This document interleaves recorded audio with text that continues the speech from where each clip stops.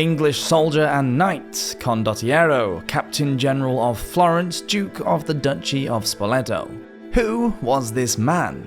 A man nicknamed John Sharp by the Italians in reference to his cleverness and cunning. A man so highly thought of by the Italians that he is depicted in a fresco painted by Uccello at the Duomo in Florence. Could such an honourable man really be responsible for one of the worst massacres of the Middle Ages? Let's travel back in time now to the 14th century and take a look at the man, the mercenary who earned himself the nickname the Son of Baliol. Welcome to Medieval Madness.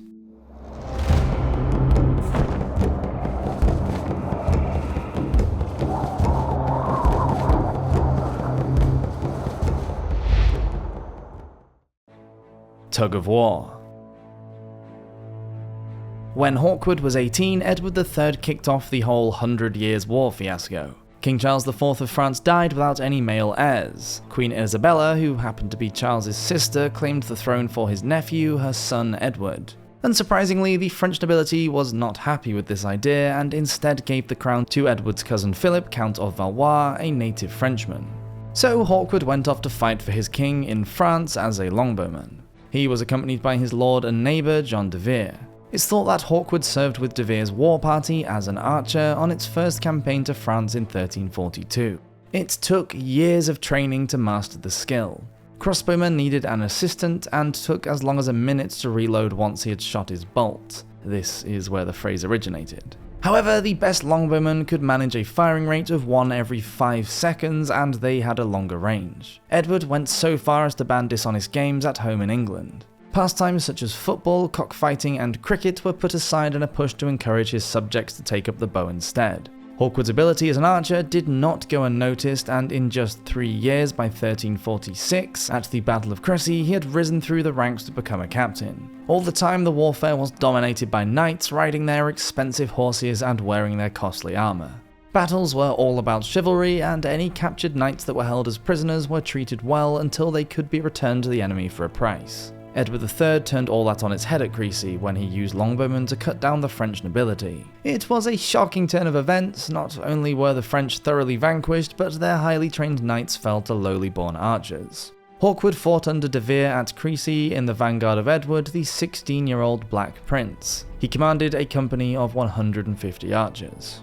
As the Black Death raged across Europe, there was a 10-year gap between Crecy and the Battle of Poitiers, where Hawkwood disappeared from the history books and the 100 Years' War. He shows up again in 1356 at Poitiers, where he fought with the Earl of Warwick sharing command. The English were successful, and the French King John II was captured. It's thought that Hawkwood was awarded his knighthood there, at Poitiers, by the Earl of Oxford. Bad company. During the campaign, the English had used the scorched earth policy against the French, whereby they went out into the countryside and laid waste to the towns and villages. After the battle, Hawkwood stayed in France, and in 1360 the Treaty of Bretigny was agreed upon.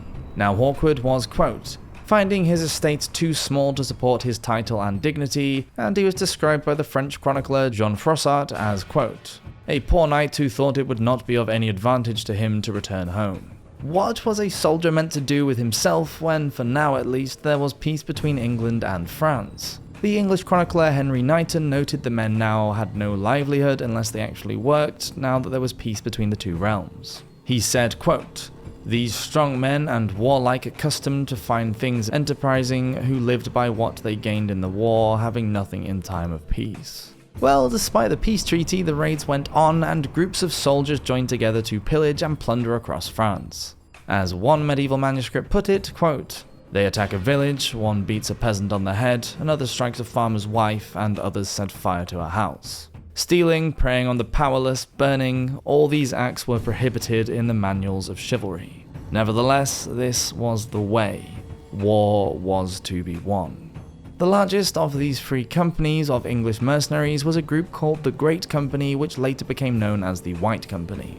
By December of 1360, the 1,200-strong force had reached Provence in southwest France and Avignon.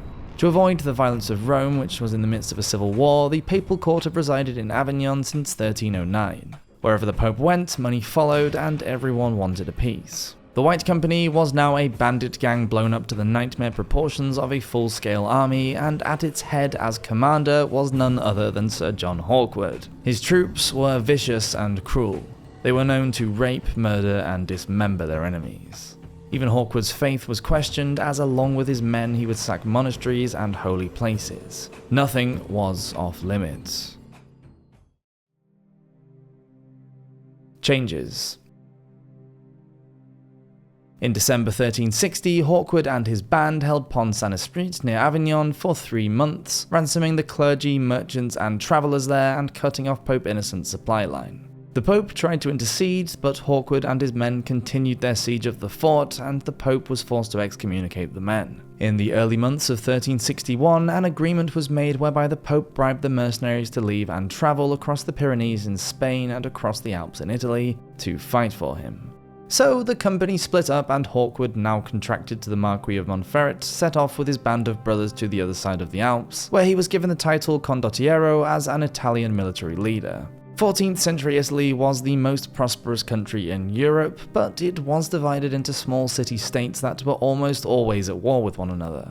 The Pope was having to juggle his attempt to control his assets in Italy whilst trying to prevent any one state from becoming too dominant. It was the perfect backdrop for mercenary armies like the one commanded by Hawkwood to flourish. They were hired by all sides, changed loyalty freely and eagerly if the money was right, extorted huge ransoms, and behaved with the utmost barbarity. After successfully attacking the Count of Savoy, the company signed on again with Montferrat to fight the noble family of the Visconti of Milan. When that campaign reached a stalemate, Hawkwood transferred his services to Pisa in their fight against the Florentines. Hawkwood was nearly 40 when he took command of the Pisan army in 1364, and even though he lost the Battle of Cascina, his strategies distinguished him as a great military tactician. During the following 30 years, his loyalties changed with a confusing regularity. He fought for and against Milan, Florence, Pisa, Siena, Perugia, and the Pope, depending on who was paying the most money and offering the best incentives. Hawkwood became so influential that he was involved in arranging the marriage of Edward III's son, the Duke of Clarence, to Violante Visconti, daughter to the Duke of Milan. He was held in such high regard that when he was 57, he was married to the Duke's niece, the 17-year-old Donnina Visconti. The couple had 4 children. At Rubiera in 1372, Hawkwood fought against the Pope and won a great victory by outflanking and outmaneuvering a much larger enemy force. The Great Raid on Tuscany led to another career boost, fame, and wealth.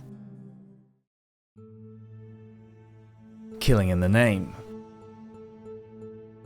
In 1375, in the War of the Eight Saints, Hawkwood and his company fought for Pope Gregory XI against a coalition from Florence, Milan, and Siena. The Florentines incited rebellion in some of the key towns in the Papal States, and Hawkwood and his mercenaries were sent in to suppress the uprisings. The Pope was angry and sent Cardinal Robert to make an example of the rebel town of Cesena. Although Robert swore a binding oath of leniency towards the people if they opened the gates, he broke his promise and ordered a band of Breton mercenaries, along with the White Company, to indiscriminately kill the citizens. Hawkwood and his men were there at the massacre at Cesana, where hundreds were slaughtered over 3 days and nights, with reports of children torn from their mothers' arms and sliced up in front of them, and that Cesena was consumed inside and out. Accounts are conflicting as to whether Hawkwood was agreeable to such horrible slaughter. Nevertheless, he took part in the city's destruction. The following year, the cardinal was rewarded by being elected pope and was ironically named Clement. After this, Hawkwood left papal service to work with Florence, Milan, and their allies. By 1385, Hawkwood was over 60 and was officially a Florentine citizen, where he fought in the Battle of Castigliano and secured his finest victory and one of the greatest feats of military prowess of the era when he fought for Padua against Verona. His last major military campaign was in 1390 to 1392, when he was almost 70. For whom the bell tolls. Hawkwood was able to live into his 70s and died at his home in Florence in the middle of the night on the 18th of March 1394. His funeral was an elaborate affair, and he was given the great honour of being buried in the Duomo. 3 banners with the arms of Florence were furnished by the town fathers, and his brigade sent 14 richly ornamented war horses, bearing the Englishman's personal banner, sword, shield, and helmet. A mural was commissioned in his honour which remains in the cathedral. There is also a memorial at the 14th century Church of St. Peter in his birthplace of Sybil Hedingham. So one story goes, Hawkwood was out walking on his estates at Montecchio when he came across two Franciscan monks. "May God grant you peace," one of the monks said by way of a greeting. "And may God take away all your alms," Hawkwood replied. The monks were shocked at the knight's response and asked, "Why do you speak to us in such a way?" Hawkwood answered, "Don't you know that I live by war and peace would destroy me? As I live by war, so you live by alms." During his career, Hawkwood was usually paid in gold florins. He served as a captain for 30 years, and in that time his earnings ranged from 6,000 to 80,000 florins a year. A skilled Florentine craftsman earned about 30 florins annually. It's all the more astonishing when you bear in mind that in the middle of the 14th century, 1 florin was worth about £21 or $28 today. The medieval mercenary business was certainly a lucrative one. Thank you so much for watching this episode of Medieval Madness. Please do subscribe if you haven't yet, and as always, I'll see you next week for another one. Until then, hope everyone has an awesome week. Cheers!